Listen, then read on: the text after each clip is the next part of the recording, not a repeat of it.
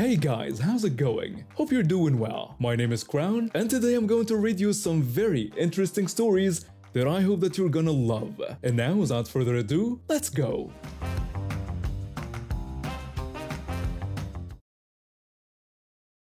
I was born with a congenital heart disease, had surgery when I was just a kid, and the doctor said I came out fine. But fine doesn't mean normal when you're growing up.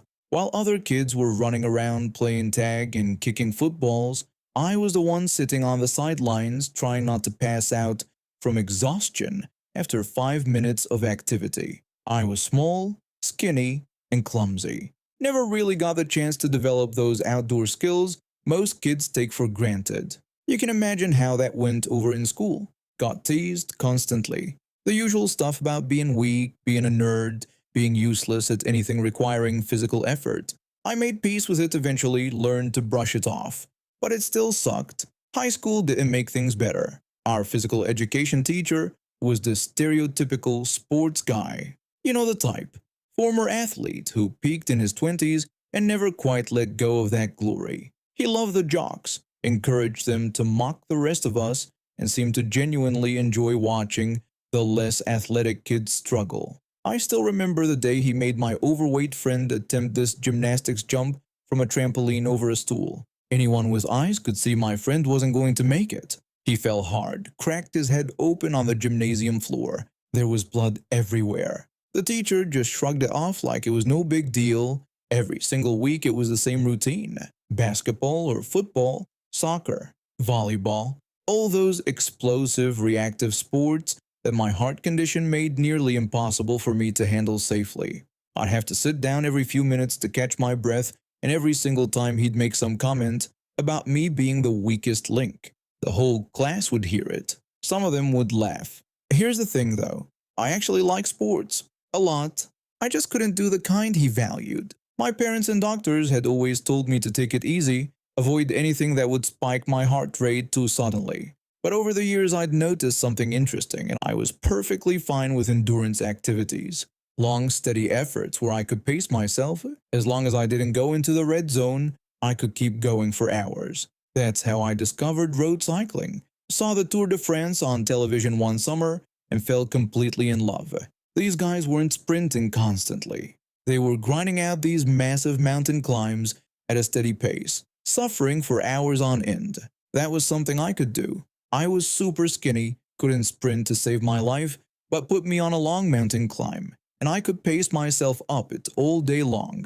I bought myself a proper road bike with money I'd saved up. Started riding whenever I could. Never mentioned it to anyone at school. Why would I? They'd already decided I was the weak kid who couldn't do sports. Then came the day that changed everything. Our school organized a class sports day. There was this mountain about an hour away by bus, and the plan was to take everyone up to the top for a hike. During the planning meeting, our teacher announced he'd be cycling up the mountain instead, and anyone who wanted could join him for the climb rather than the hike. Nobody volunteered. Then I raised my hand. The teacher looked genuinely surprised. He made some comment about me needing to keep up with him, that he wouldn't wait around if I couldn't handle it. I just nodded and told him I understood. What he didn't know, what he couldn't possibly know, was that mountain was practically my backyard. It started literally 1 kilometer from my house. I'd ridden up that climb over 100 times. I knew every turn, every gradient change, exactly where I could push and where I needed to ease off. The climb was 12.5 kilometers long, with an average gradient of almost 7%. Super regular, super consistent. Perfect for a lightweight rider with good pacing and stamina. For the next week, I prepared like it was the most important race of my life. Dialed in my nutrition, planned my warm-up, studied my power zones. This wasn't just about cycling anymore, this was about something much bigger. The morning of the sports day, I showed up at school in my full racing kit with my proper racing bike. I was 17 years old, weighed 55 kilograms, and I was ready. He showed up on a standard mountain bike, probably weighing 90 kilograms, with all that middle-aged muscle he'd let go soft. He still had that cocky smile on his face. We started riding. There was about 10 kilometers of flat road before the climb began, and he set a relatively hard pace. I didn't say anything, just stayed on his wheel. Whenever we got separated at intersections, I took my time catching back up. Let him think he was strong, that he'd drop me the moment we hit the incline. Then the climbing started. Within the first kilometer, I could tell he was already near his limit. His pace was at least 5 kilometers per hour slower than what I normally rode up that mountain. But I didn't attack him. Not yet. That wouldn't have been satisfying enough. Instead, I pulled alongside him and started talking. I told him someone was getting dropped today. I mentioned how embarrassing it would be if the whole class saw him get beaten by the weak kid. He didn't respond, just kept grinding away. So I took over the pace and started turning the screw. Just a little bit faster, then a bit more. After about 3 kilometers, I knew he was in the red zone. His breathing was ragged, his pace was faltering, so I eased off, just slightly. Kept him hovering right at his limit, suffering but not quite exploding. Whenever he started to look too bad, I'd let him recover for a minute. Then I'd push the tempo back up again. I wanted to make him suffer for every comment he'd ever made, every time he'd humiliated me or anyone else in that class. I wanted it to hurt. For half an hour, I played with him like a cat with a mouse. It was the most fun I'd ever had on my bike. Near the top, I finally let it rip, attacked hard on the last 300 meters, and he dropped like a stone. I crested the summit alone, parked my bike, and waited. When he finally made it up, he was completely destroyed. He stumbled off his bike and mumbled something about his heavy mountain bike being slow. Then he proceeded to vomit in the parking lot. A few of my classmates saw it. By the end of the day, everyone knew. He was so wrecked, he couldn't even do the hike. Just sat there on a bench trying to recover. I sat nearby, having been excused from the hike as he'd promised, and just quietly enjoyed the view. Enjoyed watching him suffer the way he'd made us suffer. Neither of us said anything after that. I've been with my girlfriend for about 2 years now, and things have been pretty good. We moved in together about 6 months ago, and that's when I started noticing some things about her that I hadn't really picked up on before. She's always been particular about food, which I knew, but living together meant dealing with it every single day. My girlfriend is really into trying new restaurants and cooking elaborate meals. She watches all these cooking shows and follows food bloggers on social media. Me? I'm more of a simple guy. I like good food, but I'm also happy with basic stuff. A burger, some pasta, maybe a frozen pizza after a long day at work. Nothing wrong with that, right? The thing is, she'd been getting on my case about my food choices lately. Every time I'd suggest something easy for dinner, she'd make this face like I'd just suggested we eat garbage. It was starting to get annoying, but I didn't want to make a big deal out of it. So anyway, last week she comes home from work, all excited about this idea she had. She'd seen it on some couple's social media page or something. She told me she had the best idea for tonight and that we should go to the grocery store and play a game to decide what we're having for dinner. I asked her what kind of game she was talking about. She explained that we'd play rock, paper, scissors and do 4 rounds. 1 for the appetizer, 1 for the entree, 1 for dessert, and 1 for drinks. The winner of each round would get to pick that item. She said it would be fun and spontaneous. I thought it sounded a bit silly, but she seemed really into it, so I agreed. Plus, I figured it might help with the whole food tension thing we've been having. Make it more playful, you know? We got to the grocery store around 6 in the evening. The place was pretty busy with people getting off work, but we found a quiet corner near the produce section to start our game. She said the first round was for the appetizer and asked if I was ready. We did the whole rock, paper, scissors thing, and she won. She immediately went and grabbed some fancy cheese and crackers. Fine by me. Second round was for drinks, and she won that too. She picked some sparkling water with lime. I didn't care much about drinks anyway. Then came the entree round. This was the big one. I was determined to win this because I was getting hungry and didn't want to end up with some complicated meal that would take 2 hours to prepare. I told her this was the important one. She said, "May the best person win."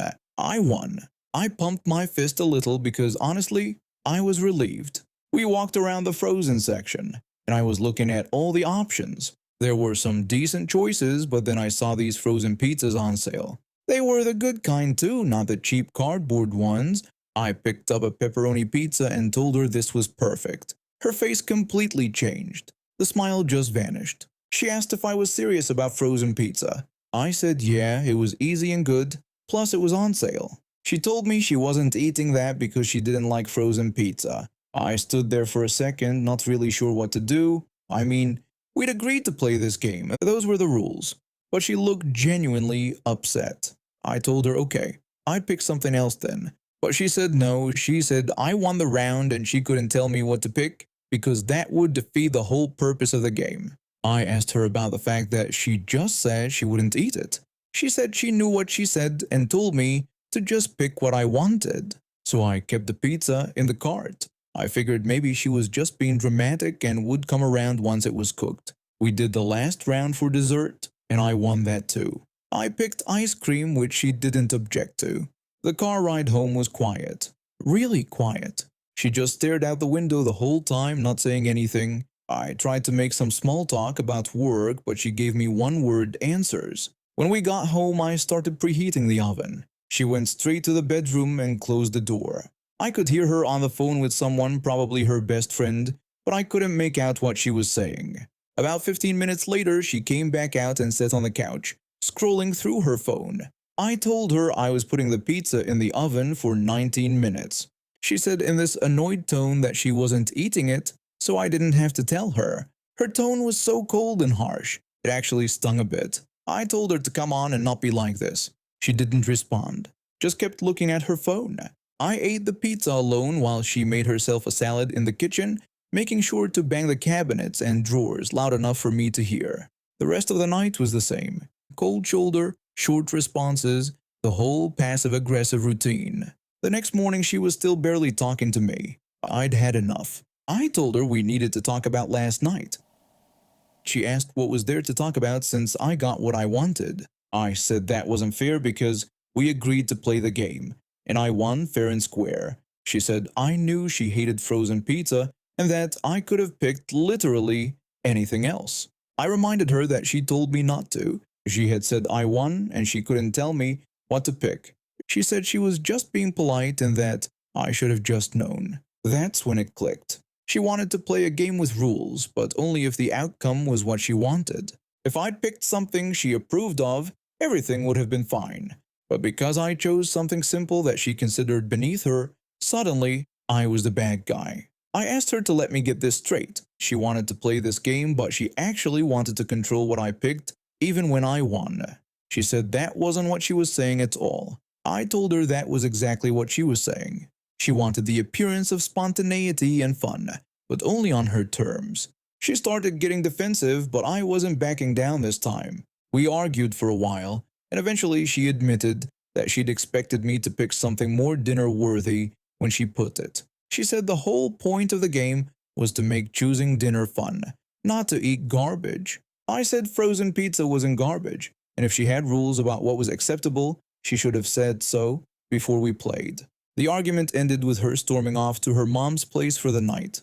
Her mom called me later that evening and apparently my girlfriend had painted me as some inconsiderate person who deliberately chose food to upset her. Her mom told me that she was very hurt and that I could have been more considerate. I said we were playing a game that she suggested and I followed the rules. Her mom said that sometimes following the rules isn't the point and that I should want to make her happy. I hung up feeling even more frustrated. Was I really in the wrong here? The whole thing felt insane. She came back the next day and we had a longer conversation. I told her that I couldn't be in a relationship where games had hidden rules and where I was expected to read her mind. She eventually apologized for how she'd acted, admitting that she'd been unfair. But she also said I should have known better than to pick frozen pizza. We're still together, but now I'm wondering if this is going to be a pattern. Every time something doesn't go her way, will I be the bad guy? There's this one Karen who lives 3 houses down from us. From day one, she's been a nightmare. She called the city on us because our grass was half an inch too long. She complained to the homeowners association because our trash cans were visible from the street for 20 minutes past the pickup time. She even tried to get our dog taken away, claiming he was aggressive, even though he's a 12-year-old golden retriever who can barely walk up the stairs anymore. But I never thought she'd go after my kid. My son has always been a good kid. He's quiet, follows the rules, and honestly, just wants to ride his bike around the neighborhood with his friends. He's 13 now, and like most teenagers, he likes his independence. It was a Tuesday afternoon. School had just lit out, and my son asked if he could ride his bike around the block. The weather was nice, and he'd finished his homework during study hall, so I said yes. I reminded him to stay on the sidewalk and wear his helmet. He rolled his eyes like teenagers do, but he put the helmet on and headed out. I was inside doing laundry when I heard screeching tires. Then I heard my son screaming. I've never moved so fast in my entire life. I dropped everything and ran outside, and what I saw made my blood run cold. My son was on the ground, his bike twisted beneath him, his arm bent at an angle that arms should definitely not bend. He was crying and trying to crawl away from Karen's car, which was stopped maybe 3 feet from where he'd fallen. She was getting out of her driver's seat and she was yelling. Karen started shouting that my son had been riding in the middle of the street and that he'd come out of nowhere. She kept saying it was his fault. I ran to my son and knelt beside him. His face was pale and he was shaking. I told him not to move and to stay still while I called an ambulance. Karen kept yelling, saying again that this was my son's fault and that he shouldn't have been riding in the street. I shouted back at her that he wasn't in the street, and that even if he was, she had no right to chase down a child with her car. She denied chasing him and claimed he was being reckless. By this time, several neighbors had come out of their houses. Mrs. Rodriguez from across the street was already on her phone, and I heard her telling someone what happened. Mr. Patterson, who lives next door, was walking toward us. Mr. Patterson told everyone that he'd seen the whole thing from his window. He said the kid was on the sidewalk and that Karen had driven up onto the curb behind him. Karen immediately accused him of lying and said that everyone was lying to protect my son. I told her that my son was 13 years old with a broken arm and ordered her to back away from us. The ambulance arrived about 7 minutes later, though it felt like forever. The paramedics carefully loaded my son onto a stretcher. His arm was definitely broken, maybe in 2 places. He kept asking if he was going to be okay, and I kept telling him yes, even though I wanted to scream. The police showed up right after the ambulance. 2 officers started taking statements from everyone who'd seen what happened. Karen was still saying that my son had been riding in the middle of the street, and that she'd done nothing wrong.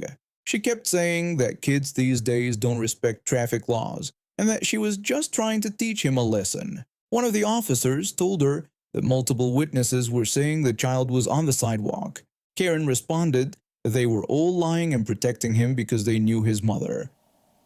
That's when Mr. Chin from 2 doors down spoke up. He's this quiet guy who works from home and has security cameras all around his property. He offered to show the officers his camera footage of the whole incident. The officers immediately asked to review the footage. We all went to Mr. Chin's house while one officer stayed with Karen. Mr. Chin pulled up his security system on his computer and we watched the playback. The video was crystal clear. My son was riding his bike on the sidewalk, staying to the right like he was supposed to. Then Karen's car appeared in the frame.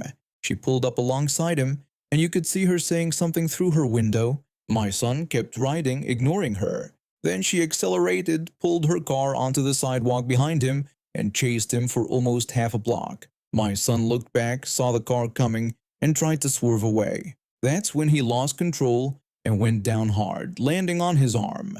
The second officer asked Mr. Chen if he could send them a copy of the footage. Mr. Chen said he'd already prepared it and was emailing it to them right then and there. The officers went back outside and had a long conversation with Karen. She was still arguing, still saying that she'd done nothing wrong, that my son was a menace, that we were all conspiring against her. The officers were patient at first, but you could see their expressions change when they reviewed the footage on their phone. The first officer told Karen that they needed her to come down to the station with them. Karen demanded to know why and claimed she was the victim in all of this. The second officer explained that she'd used her vehicle to chase and endanger a minor, which meant she was looking at charges for assault with a deadly weapon, reckless endangerment, and child endangerment at minimum. Karen said it was ridiculous and refused to go anywhere. She actually tried to go back into her house and lock the door, but the officers stopped her. They told her that she could either cooperate now or they'd arrest her on the spot. She finally agreed to go with them. I went to the hospital with my son. His arm was broken in two places and he needed surgery to put pins in. He was scared and in pain, and all I could do was hold his good hand and tell him everything would be okay. While we were waiting for him to go into surgery, one of the officers called me. He said they'd finished their investigation and had enough evidence to press charges. Karen was being arrested for assault with a deadly weapon, reckless endangerment of a minor, and reckless driving.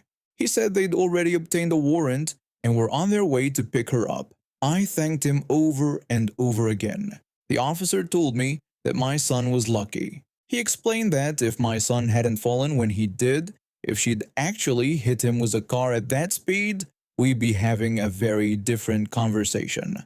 That evening, while my son was in recovery, my phone blew up with messages from neighbors. The police had shown up at Karen's house around 6 p.m. and arrested her right in her driveway. She was put in handcuffs and everything. Several people had watched from their windows or porches, and a few had even recorded it on their phones. My son spent 2 nights in the hospital and came home with a cast that he'll have to wear for 8 weeks. But at least Karen won't be bothering us anymore.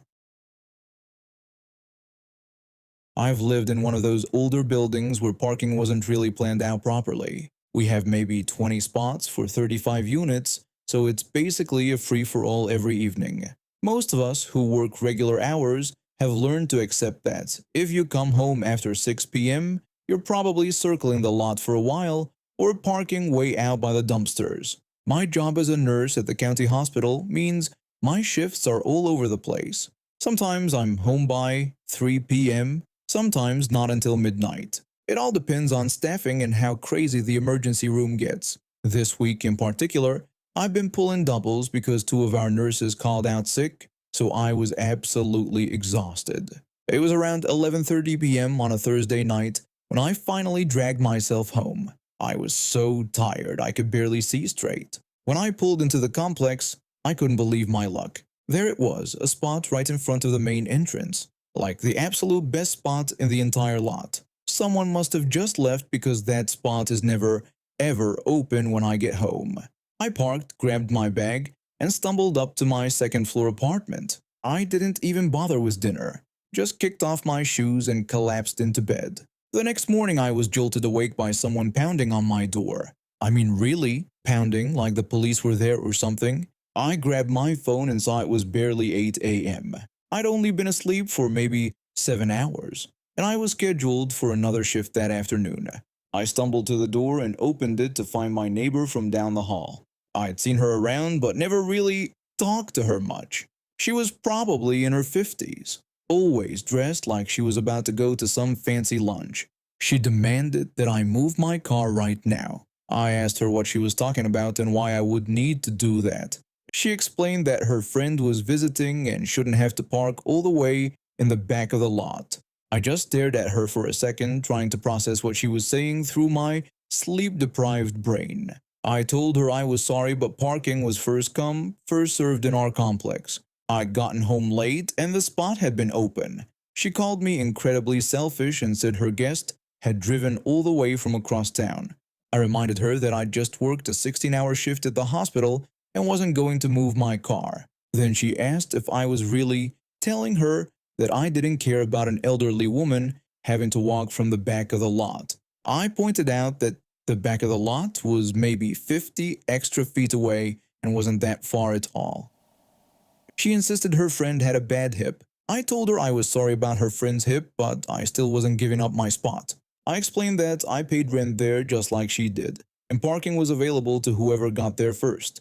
Her face started turning red, and she crossed her arms over her chest. She told me I was being completely unreasonable and that she was going to talk to the landlord about this. I told her to go ahead and do that because the landlord would tell her the exact same thing I just did. She said we'd see about that and added that some of us had consideration for others. She finished by saying some of us weren't raised in a barn. She turned and walked off down the hallway. I closed the door and stood there for a minute wondering if that actually just happened. I was too tired to even be properly annoyed, so I just went back to bed.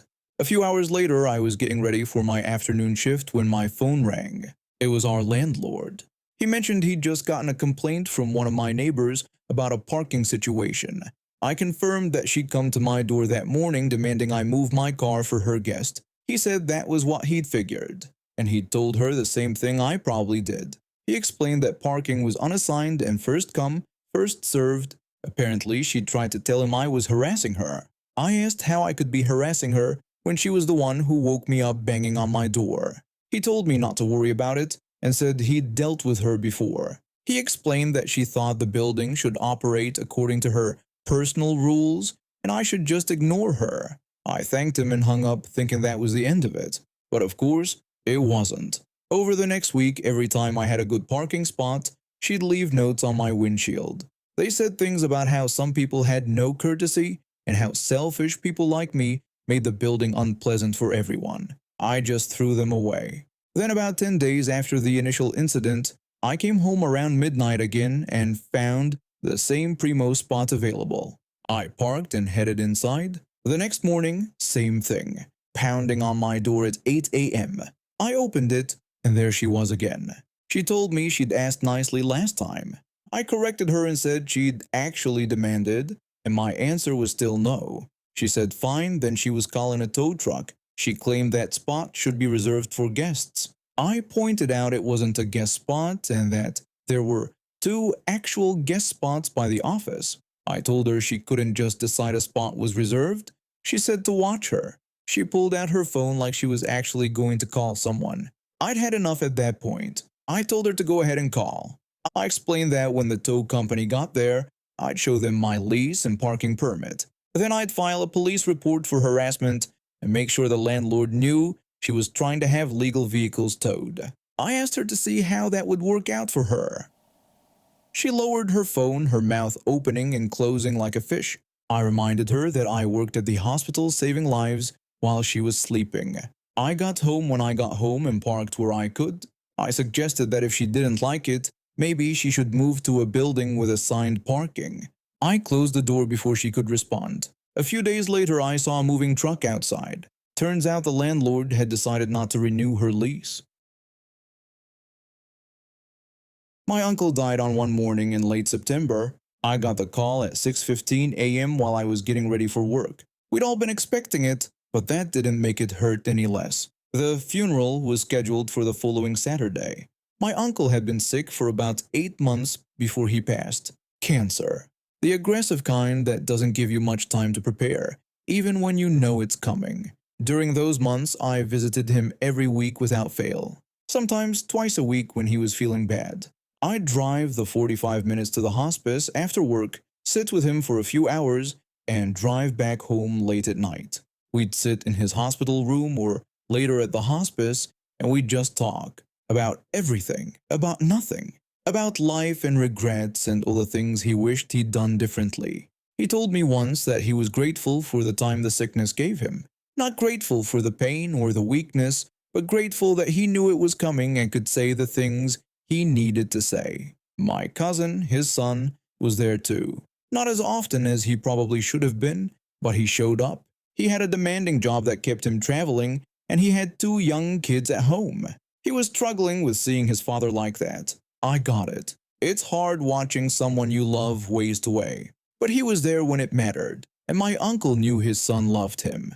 The problem was this other relative. I'll call him the jerk, because honestly, that's what he was. He was my uncle's older brother, and their relationship had always been complicated. The jerk was the type who believed in that old-school masculinity nonsense. You know the type. Emotions are weakness, men don't hug, crying is for women and children. All that toxic garbage. He'd spent his whole life in the military and never let anyone forget it.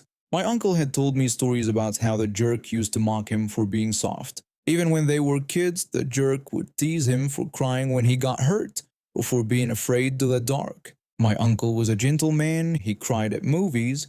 He wasn't afraid to hug you or tell you he loved you. He'd been a teacher for 35 years, and former students still sent him letters and cards telling him how much he'd impacted their lives. He was, in my opinion, what a real man should be. Someone who wasn't afraid to be human.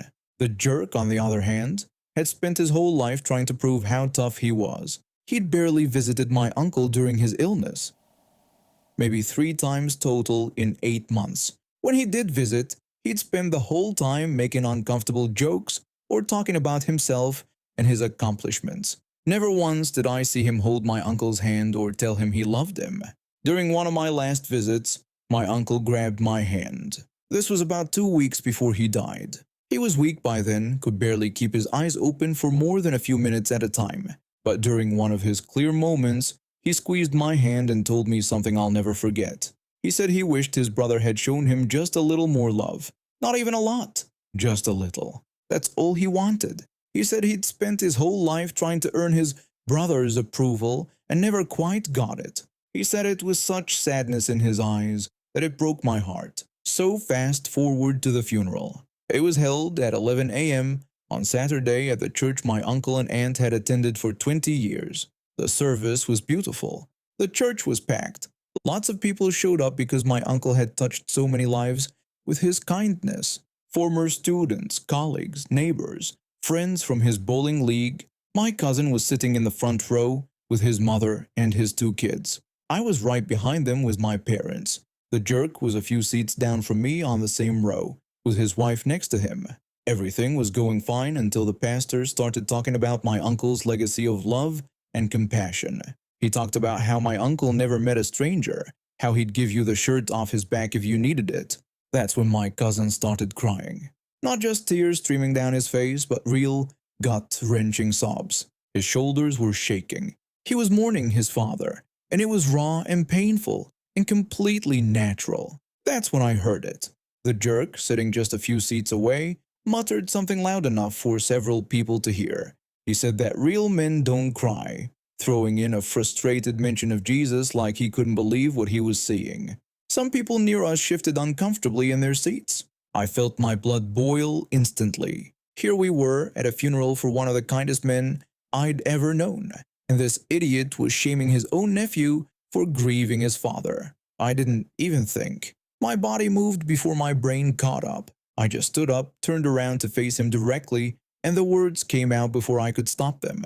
I told him that was funny, considering the last thing my uncle ever said to me was how much he wished the jerk had shown him just a little more love. The room went completely silent. The pastor stopped mid-sentence. You could have heard a pin drop. Everyone turned to look at us. His mouth opened and closed like a fish out of water. He looked around at all the faces staring at him, probably hoping someone would defend him or tell me I was out of line. Nobody did. Instead, people started looking away from him, some shaking their heads.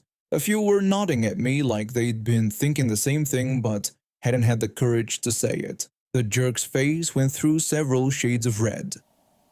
He stood up abruptly, his chair scraping loudly against the floor. He didn't say a word. He just grabbed his coat and walked out of the service, his footsteps echoing in the silent church. His wife sat there for a moment, torn between following him and staying. She looked at my aunt and mouthed an apology before gathering her things and hurrying after him.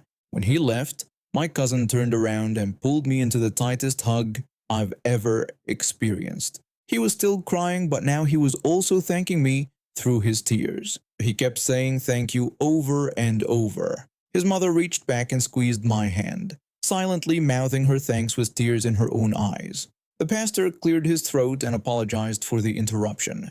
He continued the service, but there was a different energy in the room now. It felt lighter somehow, like we'd all been holding our breath and could finally exhale. He finished his sermon about my uncle's legacy and opened the floor for people to share memories.